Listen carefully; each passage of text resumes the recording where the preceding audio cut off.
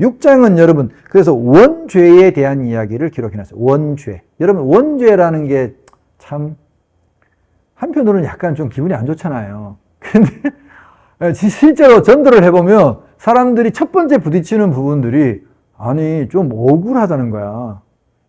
억울하다는 거야. 아담이 죄를 지었는데 왜 우리는 죄를 안 지었는데, 그러니까 이런 거죠. 나는 선악과를 안 따먹었는데 왜 우리가 다 줄줄이 사탕으로 죄인이 되어가지고 이렇게 올가미를 써야 하냐, 그런 질문들을 사실 많이 해요.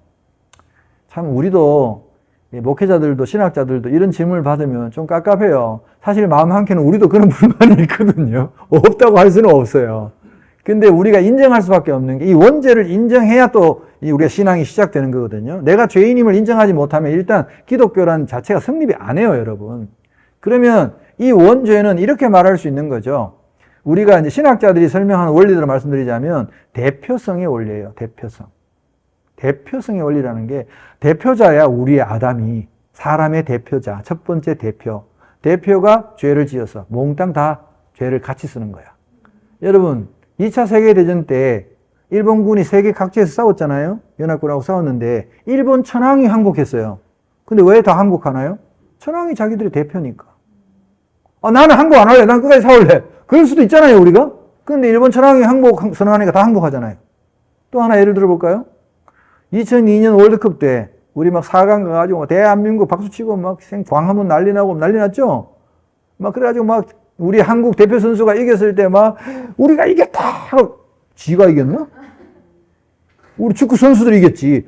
근데 자기가 이겼다고 말하잖아요. 왜? 그 축구 선수들 우리의 대표 선수니까. 그런 원리인 거죠, 말하자면. 그러면 여러분 나쁜 것만 있나요? 아니잖아요. 여러분 이 첫 번째 대표가 실패했잖아요? 두 번째 대표가 누구예요? 예수님이에요. 둘째 아담이 우리 두 번째 대표야. 두 번째 대표가 죽기까지 순종함으로써 십자가에서 승리하셨잖아요. 죽으면서 승리하셨잖아요. 그러니까 예수님이 승리하시니까 우리도 다 승리한 게 되는 거야. 이때는 또 아무 말 안 해. 이때는 또 아무 말 안 해. 이것도 대표성의 원리거든요. 그래서 예수님을 따라가면 우리도 다 죽음에서 벗어나는 거야. 한 사람 때문에 죽음이 들어왔으면 한 사람 때문에 죽음도 사라질 수 있는 거야. 아멘? 그게 이제 대표성의 원리인 거죠. 그걸 이 원죄에 대한 원리를 설명하고 있어요. 죄로부터의 이 자유함이죠. 그래서 6장은요, 죄로부터의 자유함. 지금부터 자유함에 대한 이야기를 할 텐데, 7장은 쉽게 말해서 율법으로부터 자유함이에요. 간단하게 말씀드리자면, 여러분, 갈라디아서 5장에 보면, 너희가 자유를 위하여 부르심을 입었다고 나와 있어요. 성경에.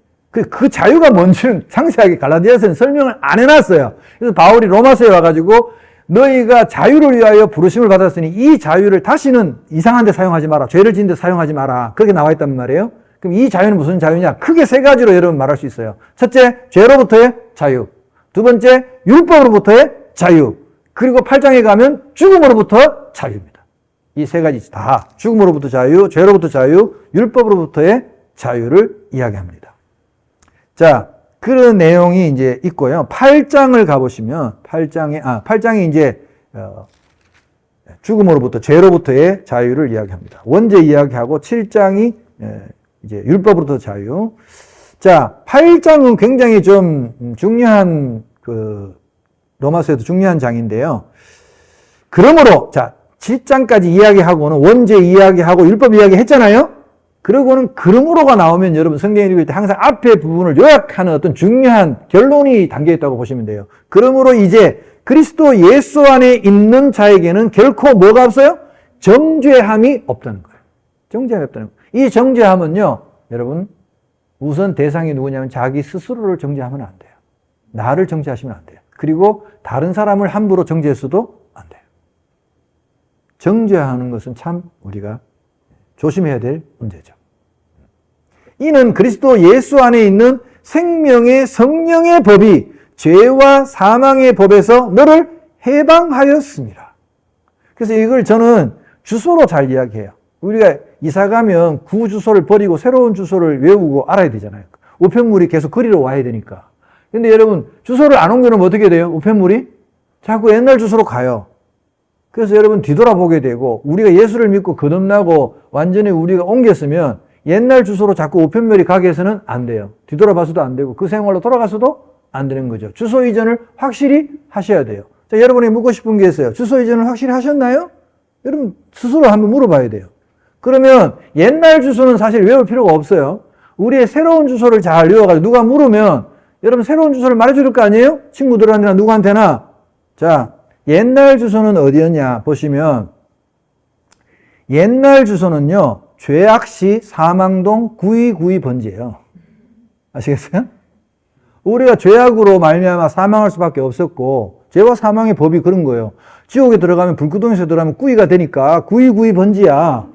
죄악시 사망동 9292번지인데 여기서 이제 우리가 탈출해서 이사를 했어. 여기서 해방이 됐어. 어디로 옮겼느냐? 자, 이건 따라해봐야 돼. 따라해봅시다. 생명시, 성령동, 구원번지. 한 끗 차이지만 여러분 큰 차이입니다. 9292번지에서 구원번지로 옮겼어요. 사실 천국과 지옥은요, 내 마음이 한 끝발 차이야, 사실. 내 마음이 어떨 때는 지옥이 되기도 하고, 내 마음이 어떨 때는 천국이 되기도 하잖아요. 그래서 이거는 꼭 주소를 외우세요. 다시 한번 생명시, 성령동, 구원번지. 잘 외워지죠? 네, 일로 옮긴 거예요, 여러분. 죄와 사망의 법에서 확실하게 우리가 생명과 성령의 법으로 옮겨받았다. born again, 다시 태어났다. 우리는 이사했다.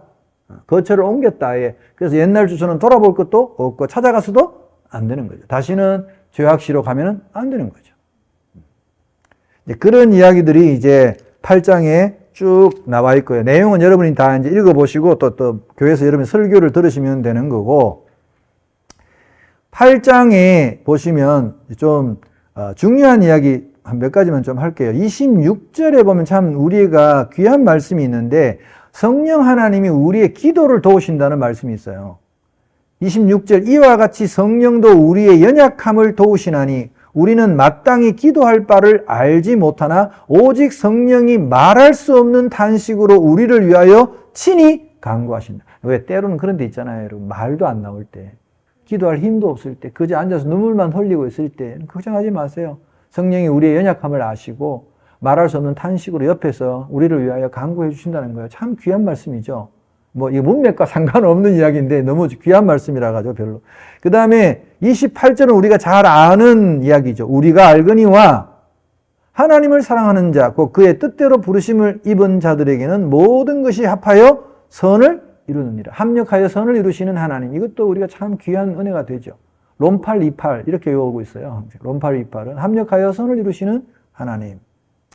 그리고 참 이제 어떻게 보면 이 마지막 6장, 7장, 8장을 이야기하면서 마지막에 이 송영 같은 하나님을 찬미하는 마치 찬양 가사처럼 바울이 막 웅장한 찬양을 하나님 앞에 올려드리는 장면이 31절부터 나와 있어요. 그런즉 이 일에 대하여 우리가 무슨 말 하리요? 만일 하나님이 우리를 위하시면 누가 우리를 대적하리요? 하나님이 우리를 위하시면을 다르게 좀 번역하면 하나님이 우리 편이시라면, 내 편이시라면 누가 감히 나를 대적할 것이냐? 자기 아들을 아끼지 아니하시고 우리 모든 사람을 위하여 내주신 이가 어찌 그 아들과 함께 모든 것을 우리에게 주시지 않겠느냐? 누가 능히 하나님께서 택하신 자들을 고발하리요? 의롭다 하신 이는 하나님이시니 누가 정죄하리요? 이런 이야기가 계속되는 거예요. 그리고 마지막에 38절, 39절을 우리가 바울의 확신, 우리에게도 이런 고백, 확신의 고백이 여러분 있어야 되거든요. 그래서 여러분이 좀 흔들리거나 확신이 흔들리거나 두려울 때 영적인 어떤 그런 두려움이 내게 밀려올 때 이 로마서 8장 38절, 39절 말씀을 여러분이 암송하면 정말 힘이 됩니다. 이런 말씀은 암송을 하시는 게 좋아요. 같이 한번 읽어볼까요? 38절, 39절 시작. 내가 확신하노니 사망이나 생명이나 천사들이나 권세자들이나 현재일이나 장래일이나 능력이나 높음이나 깊음이나 다른 어떤 피조물이라도 우리를 우리 주 그리스도 예수 안에 있는 하나님의 사랑에서 끊을 수 없으리라. 이 어떤 피조물은, 어떤 다른 피조물은 사탄을 의미한다고 합니다. 사탄을 의미한다고 합니다.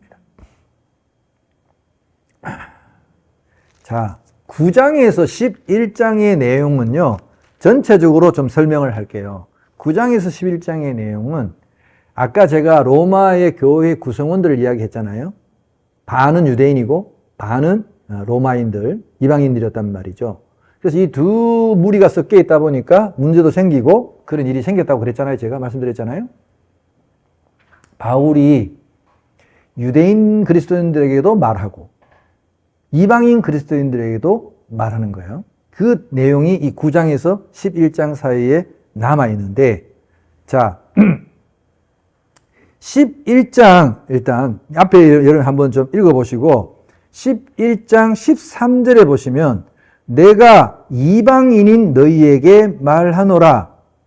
내가 이방인의 사도인 만큼 내 직분을 영광스럽게 여기노니, 이는 혹 내 권력을 아무쪼록 시기하게 하여 그들 중에서 얼마를 구원하려 함이라. 자, 이게 무슨 말이냐면 바울 사도가 전도를 하러 가보니까, 다녀보니까 제일 먼저 찾아간 곳이 바울이 흩어져 있는 유대인들을 찾아다녔거든요. 근데 아까 말씀드린 것처럼 유대인들은 안 믿는 거야, 잘. 예수님을 안 받아들이는 거야. 바울이 이상하다. 이 사람들은 성경도 알고 하나님도 알고 더구나 이 사람들은 메시아를 기다렸던 사람들이잖아요. 근데 막상 메시아가 왔다고 전하는데 왜 이렇게 안 받아들일까? 너무 이상하다. 생각해 봤더니 아, 이게 하나님의 고육지책이구나. 고육지책이라는 말 알죠? 이 사람들로 하여금 어떻게 하려고 그러느냐? 시기해서 오히려 거꾸로 들어오게 하려고 하는 거야. 그럼 뭘 시기하느냐? 그래서 바울이 이방인에게 전도해보니까 이방인들은 너무 잘 받아들인 거예요. 하나님을 잘 받아들여. 그럼 하나님을 받아들이니까 이들의 마음속에 삶 속에 평화가 오고 삶이 행복해지고 그렇잖아요. 그렇게 되니까 유대인들이 막 하나님께 복을 받잖아요. 하나님 말씀대로 살면 우리가 실제로도 복을 받잖아요. 복을 받으니까 유대인들이 생각할 때 저 복은 그들이 믿는 하나님이 딴 하나님입니까? 아니잖아요. 이방인들이 믿는 하나님이 바로 유대인들의 하나님이잖아요. 구약 성경의 하나님이잖아요. 그러니까 저 하나님은 우리 하나님인데 왜 저것들이 믿어가지고 복을 받지? 라고 유대인들이 들어오게끔 유대인들을 먼저 좀 밀쳐냈다는 거야. 원리가 그래요. 그게 여러분 참 기가 막히게도 신명기에 이게 예언이 되어 있어요. 내가 믿지 아니하는 자들로 믿게 하고 유대인들로 하여금 시기 나게 하겠다는 말씀이 신명기에 기록되어 있는 걸 바울이 발견한 거예요. 이거를. 그래서 그걸 11장 11절에 보면 이렇게 나와 있어요. 그러므로 내가 말하노니 그들이 넘어지기까지 실족하였느냐. 여기서 그들은 유대인이에요. 넘어지기까지 실족하였느냐. 그럴 수 없느니라.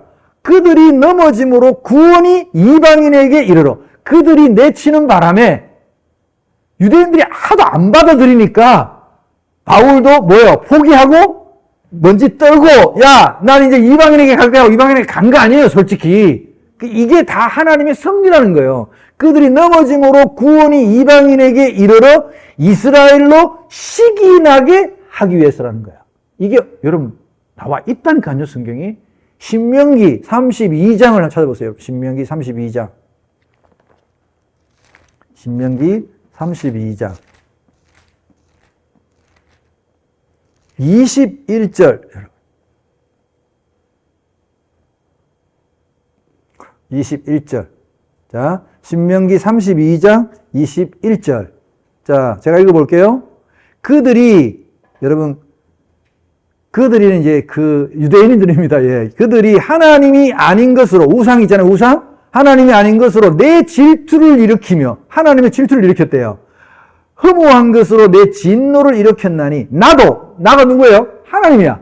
나도 백성이 아닌 자로, 그러니까 백성이 아닌 자로 뭐예요? 이스라엘 사람이 아닌 자로 내 진노를 시기가 아닌 자로 그들에게 시기가 나게 하며 어리석은 민족으로 그들의 분노를 일으키겠다고 말씀해 놓으셨잖아요.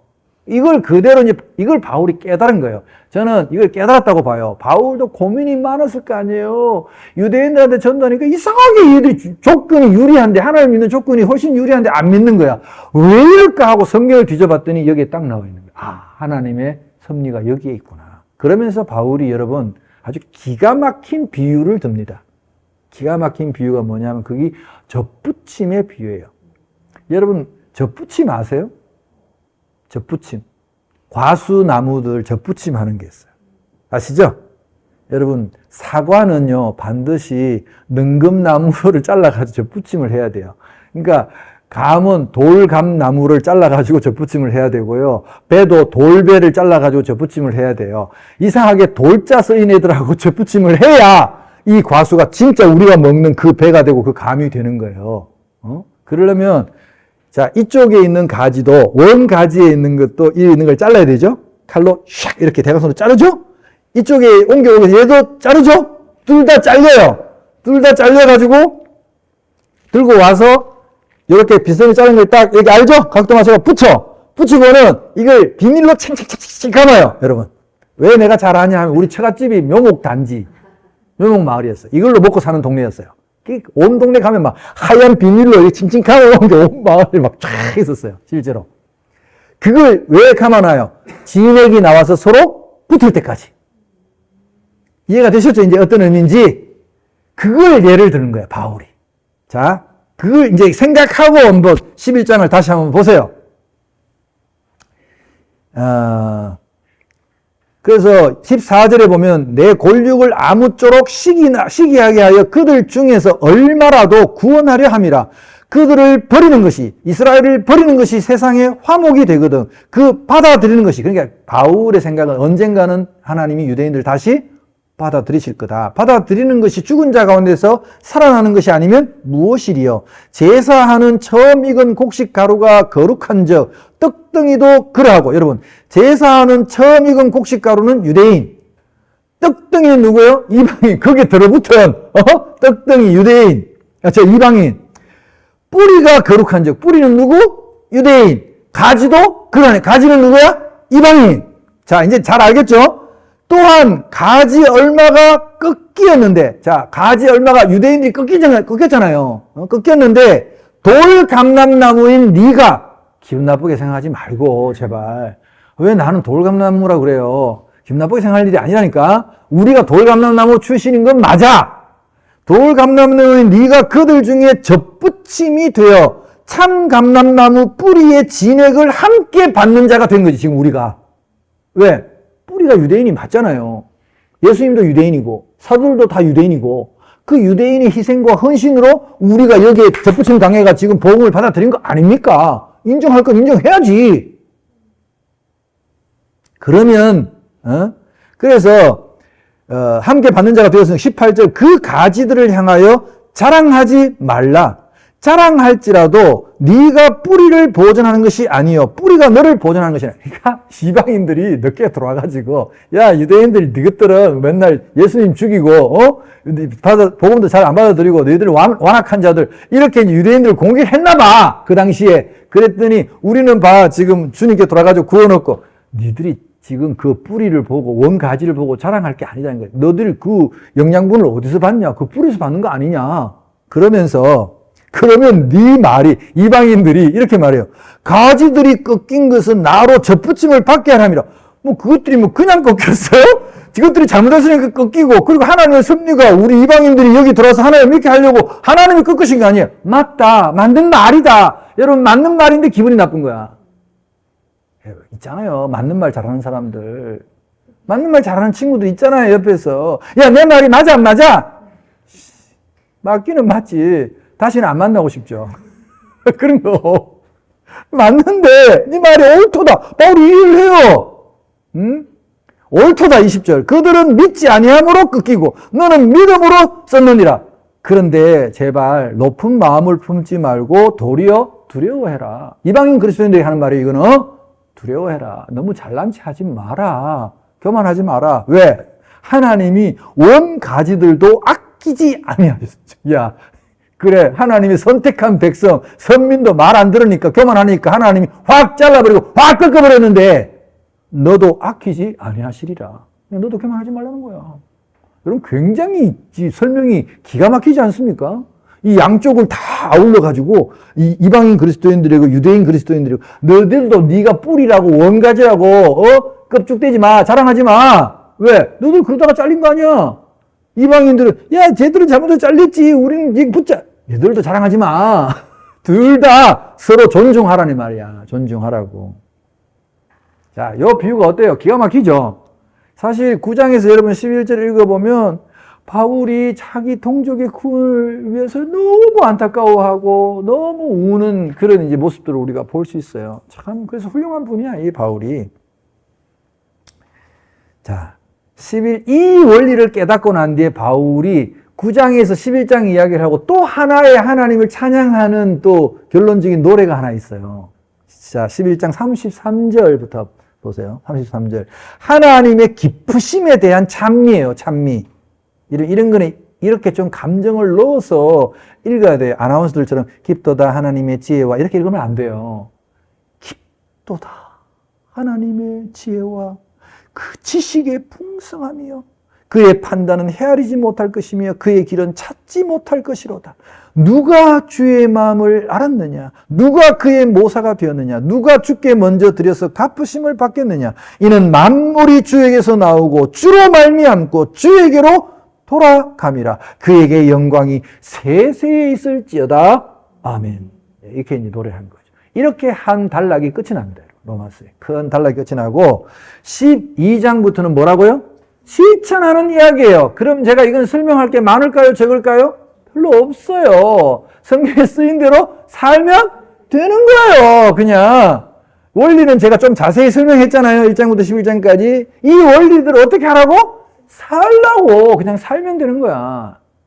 12장.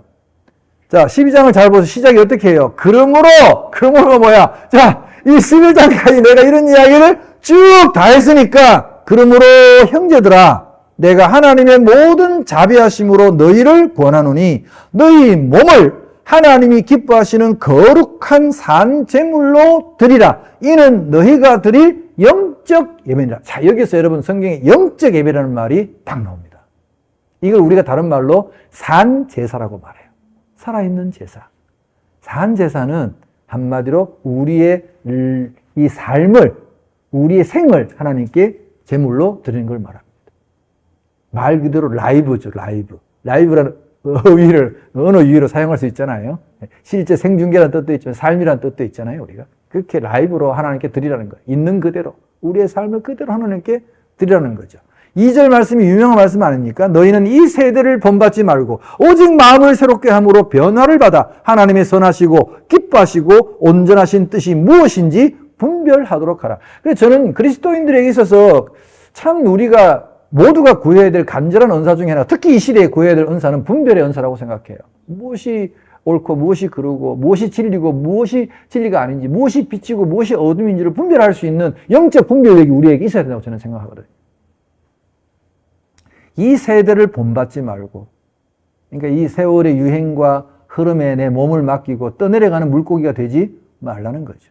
죽은 물고기는 떠내려가죠. 살아있는 물고기는 어떻게 합니까? 거슬러 오르잖아요. 제가 노래방 가서 부를 때 18번이 강산해가 부른 거꾸로 흐르는 저 연어처럼, 그게 제 18번 곡이에요. 너무 좋아합니다, 제가 그 곡을. 그 노래를 부르고 있으면 가슴이 막 뛰어요. 흐르는 강물에 거꾸로 거슬러 오르는 저 연어들처럼. 그리고 그 후렴 가사가 죽이잖아요. 걸어 가다 보면 그렇죠. 한 걸음 한 걸음 힘들죠. 힘들지만 그 걸음을 가다 보면 어느새 우리가 원하는 그 하나님의 나라에 다다라 있겠죠. 굉장히 저는 신앙적인 노래라고 생각해요. 약간 복음성가 부르는 마음으로 제가 가서 확 불어요. 진짜 그 노래를 거꾸로 거슬러 오르는 저 연어처럼. 그렇게 우리 그리스도인들은 살아있는 삶을 하나님께 드리는 존재로 살아야 된다는 거죠. 12장 15절 말씀을 한번 보시면 참 우리에게 참 중요한 말씀 중에 하나가 즐거워하는 자들과 함께 즐거워하고 우는 자들과 함께 울라는 거죠. 여러분 이거 말처럼 쉽지가 않아요. 실천하기가. 제가 이걸 꼭 물어보거든요. 둘 중에 어떤 게 쉽냐고. 즐거워하는 자들과 함께 즐거워하는 게 쉬워요? 우는 자들과 함께 우는 게 쉬워요? 1번, 2번 중에서 어떤 게 더 쉬울 것 같아요, 여러분? 1번. 즐거워하는 자들과 함께 즐거워하는 게 쉽다고요? 참 천사 같은 사람들이네요. 진짜 이런 사람들 천사 같은 사람들이에요. 사실 대부분의 사람들에게 정직하게 깊이 생각하고 대답을 해보라 그러면 전부 다 2번이라고 말해요. 우는 자와 함께 우는 자가 쉽다고 말해요. 여러분 보통 우는 자는 지금 처지가 안 좋아. 형편이 어려워서 울어. 힘들어서 울어. 그런 자들에게는 그래 얼마나 힘들어하고 함께 울어주는 거야. 요건 쉬워. 여러분 즐거워하는 자들과 진정으로 즐거워하기가 쉬운 줄 아세요? 어디 한번 예를 들어볼까요? 제가 자 지금 마침 수능도 쳤으니까 자 막 이제 발표 나기 시작해. 정시 발표가 나기 막 시작하고 했어요. 자 김 집사님, 박 집사님 둘이가 너무 성교에서 나이도 똑같고 절친이야. 교회에서 자 김 집사님 아들은 서울대 수석 합격했어. 와 대박. 교회 막 광고 나고 막 난리가 났어요. 그래, 근데 옆에 있는 박 집사님 아들은 다 떨어졌네? 전무대도 떨어졌어. 갈 데가 없어. 근데 김 집사가 자기 집에서 파티를 여네? 서울대 수석 합격한 우리 아들을 위해서 그동안 기도해 주신 분들, 또 명목은 좋잖아? 기도해 주신 우리 구역 식구들 다 모여가지고 저희 집에서 정말 맛있는 걸 대접하고 싶고요. 막 요리사 불러와가지고 하는데 박 집사님이 왔어. 김 집사 정말 진심으로 축하해. 이게 잘 되냐고. 어디 한번 말해봐요. 잘 되겠느냐고. 이 사람의 마음의 죄성이 여러분 우는 자와 진정으로 함께 울어주는 것도 쉽지는 않아요. 솔직히 아는데 그래도 둘 중에 어느 게 쉽냐. 이게 우는 게 더 쉬워. 함께 진정으로 축하해주고 진정으로 즐거워해주는 거는 우리 쉽지 않을 거란 말이죠. 그리고 참고로 말씀드리지만 성경에는 쉬운 말은 하나도 안 써놨어요. 진짜야. 성경에 쓰여진 모든 말씀은 다 어려워, 솔직히. 여러분, 우리가 안 써놔도 충분히 쉽게 할 수 있는 걸 안 써놨다니까? 화장실에 가서는 꼭 뒤를 닦고 나와라. 이런 거 없잖아요, 성경에. 이런 건 안 써놔도 다 하니까 우리가 알아서. 성경에 쓰여진, 저는 그래요. 제가, 성경을 읽고 말씀대로 살아보려고 하다 보니까, 진짜 하나도 쉬운 게 없다. 하나도 쉬운 게 없어. 성경대로 산다는 게, 말씀대로 산다는 게.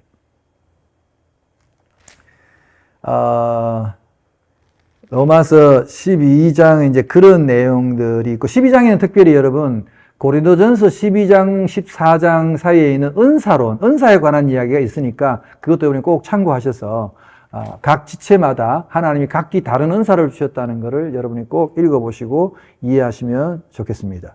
13장에는 이제 세상 권세와 그리스도인들의 관계에 대한 이야기를 나와 있는데 여러분 이건 간단하게 말씀드릴게요.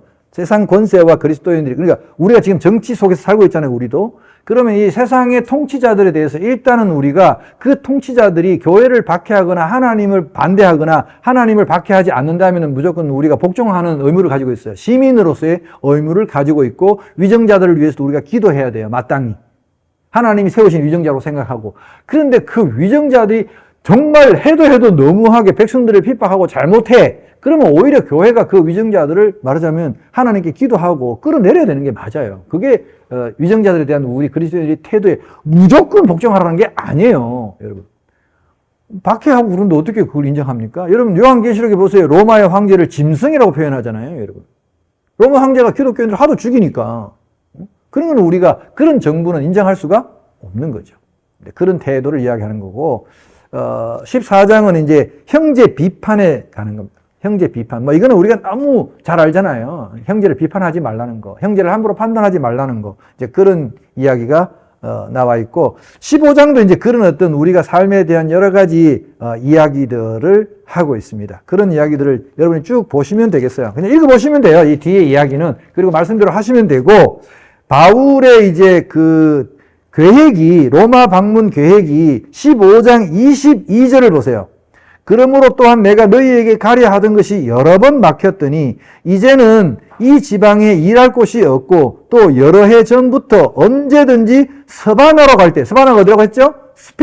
스페인으로 갈 때 너희에게 가기를 바라고 있었으니 이는 이유가 있어요. 지나가는 길에 너희를 보고 먼저 너희와 사귐으로 교제함으로 얼마간 기쁨을 가진 후에 너희가 그리로 보내주기를 바란다는 거예요. 그러니까 약간은 뭐예요? 후원이 좀 있었으면 좋겠다. 왜냐하면 스페인까지 가려면 돈이 많이 들잖아요. 경비도 많이 들고. 그러니까 여러분들하고 교제하고 여러분들이 좀 스페인 선교의 후원자가 되어줬으면 좋겠다는 목적도 이 편지에 있는 거예요. 아시겠죠?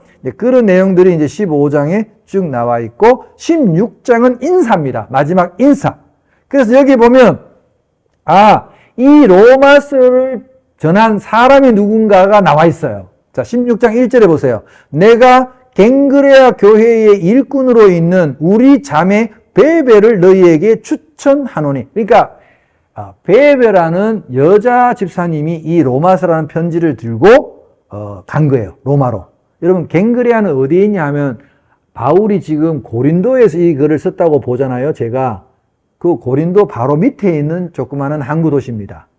그러니까 우리가 신학자들이 짐작할 때는 이 베베라는 집사님은 그저 교회의 평범한 주부가 아니고 그 당시에 이미 지중해를 무역로로 삼아가지고 로마와 무역을 하던 일종의 무역상, 그러니까 요즘 말하면 여성 CEO, 무역회사 대표쯤 되는 그런 대단한 분이었던 것 같아요. 왜냐하면 여자분이 그 당시에 이 고린도에서 로마까지 가고 그런 시대가 아니거든요, 여러분. 비행기도 아니고 없는데. 그러니까 이 베베라는 분이 참 대단했던 것 같아요.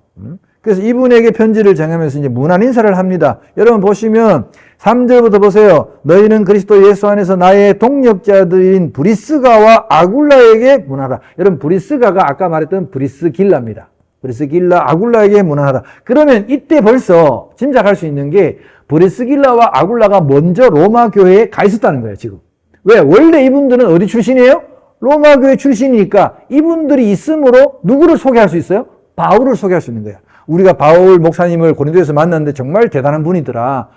신학적 그것도 너무 건전하고 성경도 너무 정말 박식하고 그리고 무엇보다 그리스도에 대한 열정이 정말 뜨겁고 대단한 사도다.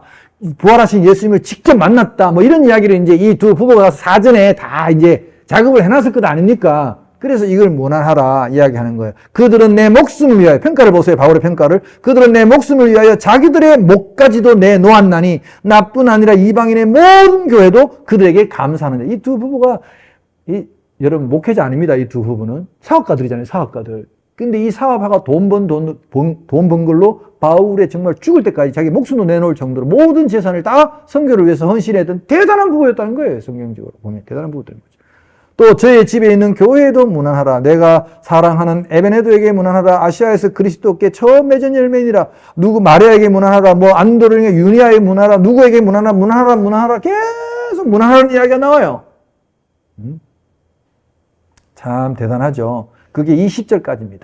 20절까지 문안 인사를 하고, 뒤에도 더 있어요. 또 동역자. 그리고 이제 우리 문안하는 사람, 나의 동역자 디모데, 누기오. 이게 이제 바울의 팀원이죠.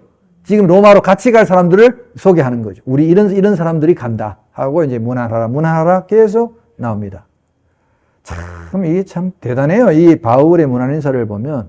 그리고 여러분 이 16장에서 가장 많이 반복되는 게 뭐냐면 주 안에서라는 말입니다. 주 안에서. 그리고 문안하라. 이 두 단어가 계속 반복돼요. 주 안에서 문안하라. 여러분 우리의 교제는요. 세상적인 교제와는 다른 거예요. 주님 안에서 교제하는 거예요. 세상적으로 만나면 우리가 뭐 이성의 문제도 생기고 골치 아프잖아요, 사실은. 이권도 있고. 그래서 주님 안에서, 복음 안에서, 복음을 전하기 위해서 우리가 공동체를 이루고 함께 동력을 해나가는 사이라는 것을 이야기하는 거죠. 자, 그게 이제 로마서의 대략적인 내용입니다. 네. 뭐, 로마서 내용을 가지고 자세히 다 하려면 뭐 끝이 없지만, 대략 이렇게 제가 좀 정리를 해 보았습니다. 그래서 여러분이 로마서라는 성경을 읽으실 때 1장부터 11장까지는 교리적 원리에 관한 거니까 좀 깊이 생각도 하시면서 깊이 좀 읽으시고 이 실천 사항은 우리의 가슴에 담아서 손발이 움직일 수 있게 12장부터 15장까지 16장까지는 내가 이렇게 살아야겠구나. 말씀대로 살아야겠구나. 하나님이 우리에게 주신 이 말씀대로 내가 순종하며 살아야겠구나라는 것을 여러분 깊이 생각하시는 그런 시간이 되었으면 좋겠습니다. 오늘 여기까지 하겠습니다. 수고하셨습니다.